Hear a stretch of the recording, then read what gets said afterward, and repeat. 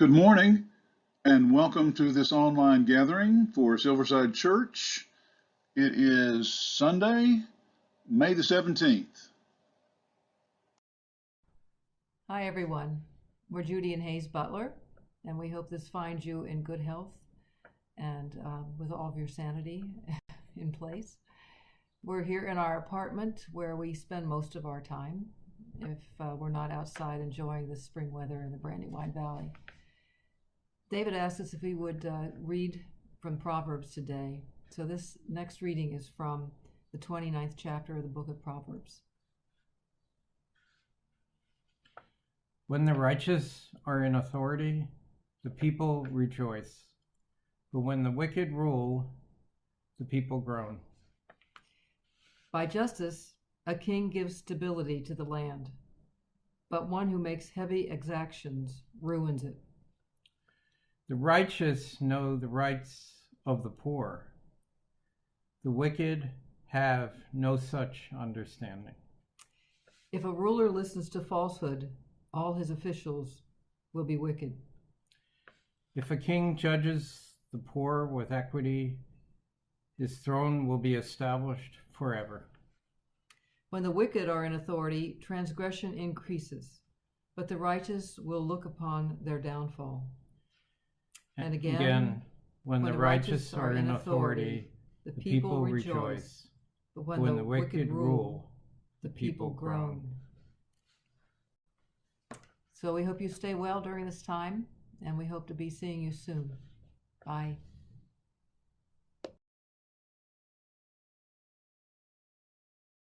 Thank you so much, Judy and Hayes, for serving as our cyber liturgist for today. It is great to hear you and great to see you. I'm hearing from many of our members each week now how much we are missing each other, how much we miss seeing each other, getting together at church on Sundays and so forth. And I look forward to the day when that return gathering is possible. So far, that date is not in sight, and we stay quarantined and socially distanced, both for our own health, but equally as importantly, for the well-being of others. We can't run the risk of passing the disease on to other people. Much more about that before the sermon ends today. But again, thank you, Judy and Hayes. And again, so great to see you. I grew up down in Hall's Crossroads, hearing some quite memorable, often crude, sayings that were intended to be spoken to people who were trying to make me believe something false was true. There were a variety of them. Maybe the most memorable was don't tell me it's raining when you're urinating on my boots. That's the gentlemanly version of it. Judge Judy said it more like I heard it when she titled her book, Don't Pee on My Leg and Tell Me It's Raining. The poster, the picture of the poster on the right-hand side of your screen reads something disturbing. Truth is important, especially personal truths. And so whoever said this was onto something when she or he said, obviously memorably, the worst thing about being lied to is knowing you weren't worth the truth.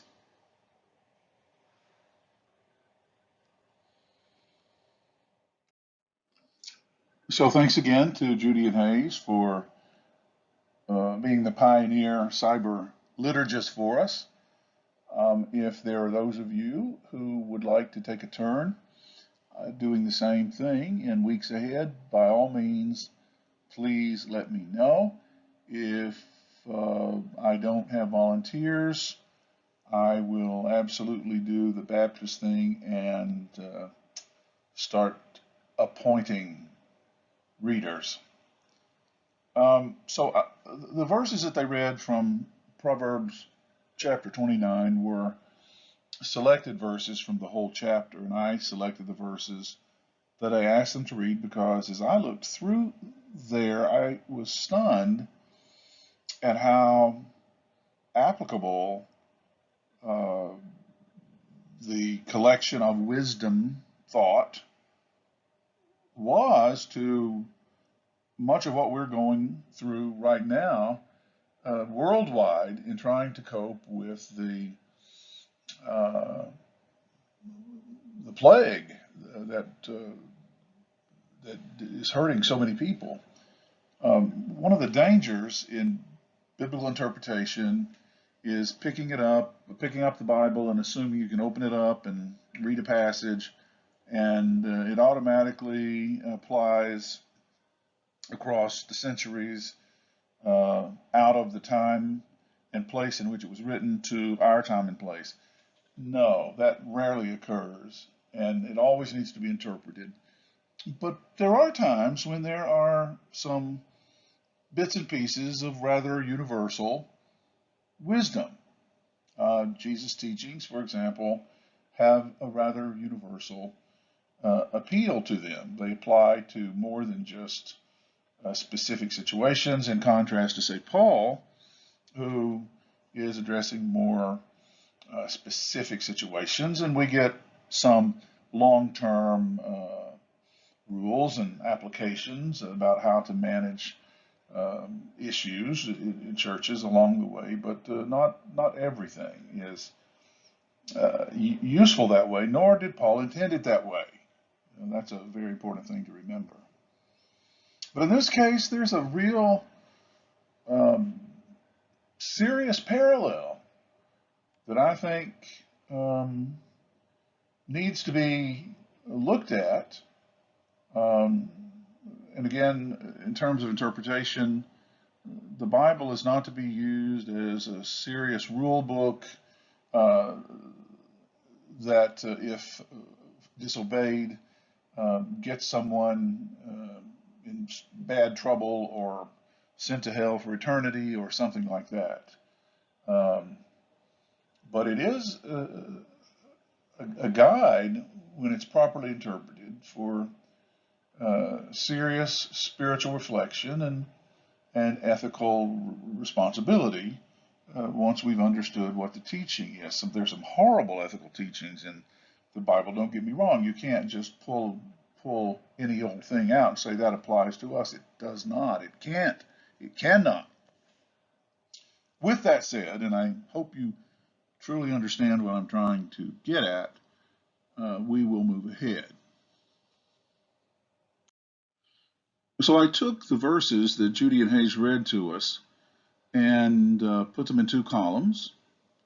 In one column, I put the attributes of a righteous leader and what happens to the people who are ruled over by a righteous leader, in contrast to the second column, which has the attributes of an unrighteous leader and what happens to the people in a nation when the leader is unrighteous.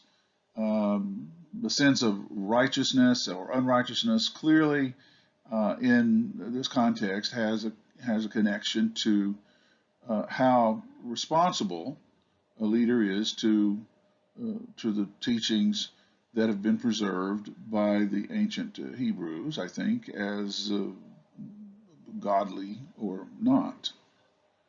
So look at these and get your newspaper out. This sounds very, very current. According to the writer, one writer, maybe more, of what is now called Proverbs chapter 29, how are the people in a nation affected when their leader is righteous? Not just when she or he says that they are righteous and has a whole bunch of religious right people at the Capitol all the time, reminding them and others how righteous they are. That's just sickening.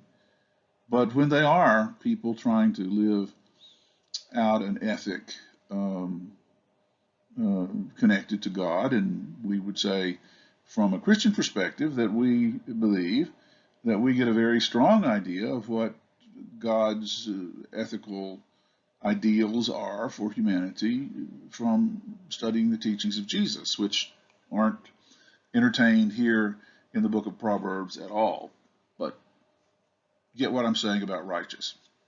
When righteous people are in authority, the people over whom they rule rejoice. And that would be true because people who are righteous treat other people correctly. Their needs matter. The needs of all people, the rich and the poor, matter. A righteous ruler doesn't simply get up and go to the office or the White House or the palace every single day just for self-aggrandizement to celebrate his power or something to that effect. She or he is involved in doing what is best for the people. I think many people around the world are applauding the work of the Prime Minister of New Zealand in this situation. So when the righteous are in authority, people are rejoicing. And second, by justice, and that's a very important word, both in Hebrew scripture, Christian scripture. By justice, a king, or somebody who thinks he is a king, or somebody who's some other kind of a ruler for our purposes of application and interpretation, gives stability to the people who inhabit the land over which they rule. Yeah, justice is it. If there are problems, and there will be problems, if there are tragedies, and there will be tragedies, unfortunately, but let justice prevail to the fullest extent wherever something's going on, whether it's a good time or a bad time, and the people will feel attended to and as stable as they can under the circumstances. Yeah. 3, righteous rulers. Again, truly righteous rulers, not just those who claim that they are righteous rulers. This is a huge emphasis in Hebrew scripture, my friends. Righteous rulers know the rights of the poor, and the Hebrews believed that the poor had rights. Our culture today lives as if the poor people have no rights. Those who were born here, raised here, as well as those who have tried to come here to find a better life when they believe that their lives even are threatened in other places. But righteous rulers know the rights of poor people. They are human beings. And the United Nations has done an amazing job across the years articulating the rights of all people, even the poor. Now, not as many people, groups, nations have done so much to live that out. But we know, and it has been articulated, poor people have rights, and they are human beings, and they have dignity. If a ruler listens to falsehood, all of his officials, there hadn't been a queen in Israel at the time this had been written, and I guess there wasn't, and nor have we had a female president yet. Maybe we'll have a female vice president this next round. But anyway, if a ruler listens to falsehood, then all of his or her officials will be wicked. Everybody in the cabinet, all the other appointees. Boy, has that domino thing been true for the last few years, and in other administrations as well. Once liars get your ear, if you're the leader, you begin to listen to them and believe that they have a truth to tell, then only those people who play along with the lie get appointed. Because people who tell the truth and who are committed to the truth upset everyone else's apple cart. And finally, if a king judges the poor with equity, his throne will be established forever. And I don't know whether to say this is a wish, just a wish, because we certainly know it doesn't happen, or it's a principle that has never been lived out to the extent that this could occur. But let's say at least it's a legitimate hope. In the other column, when the key leader in a land is unrighteous, flat out committed to anything that is ungodly, the people groan. Yes, indeed. Have you heard any groaning lately? Have you heard any groaning about how the details of the coronavirus are being managed, how care is being managed by figureheads, not by the people on the front line? And I guess every week I try to say a word of praise about the people who are putting their lives on the line to try to save the lives of those who are afflicted with this disease. Yeah, a king who makes heavy exactions, who overtaxes people, ruins the people who inhabit the land. Yes, there are people who are taxed to the point that they can't enjoy life at all. People who are taxed literally to death, and that's wicked. Wicked rulers have no such understanding. That compares to number 3 in the left-hand column also, meaning wicked rulers who have no understanding of the poor people.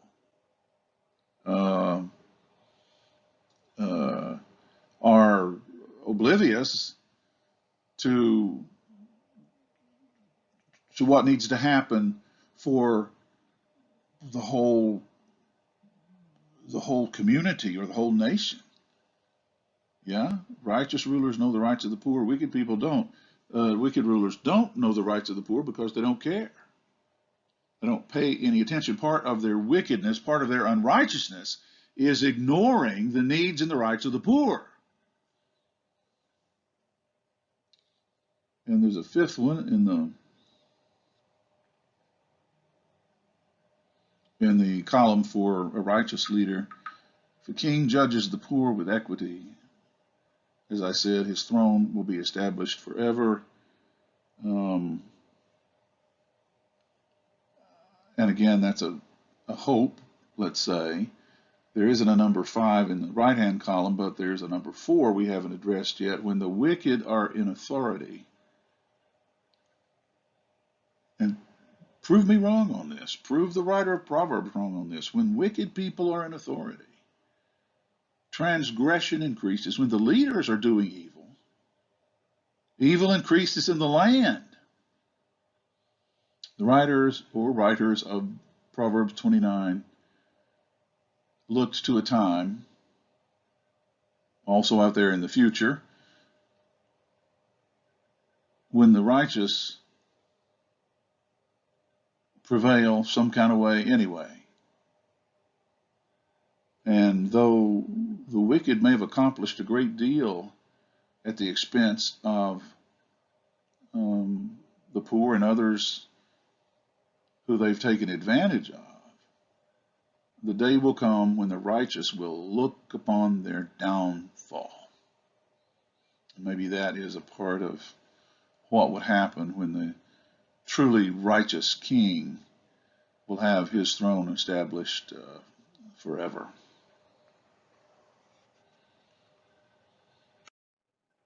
We were in a mess in this country before the coronavirus came along. And while it is a critical issue, a true tragedy, in some respects it's also a diversion.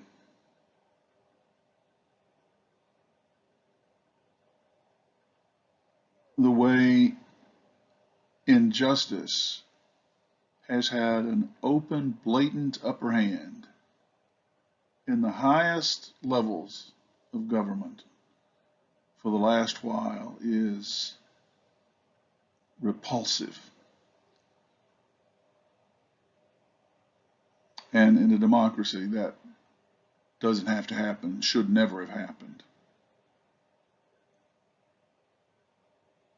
As a not so great housekeeper, I feel a little bit hypocritical to make this comparison, but I shall nonetheless.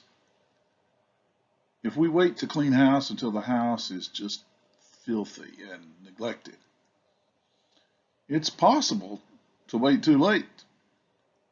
It's possible for a house to be so neglected that it can never be clean again.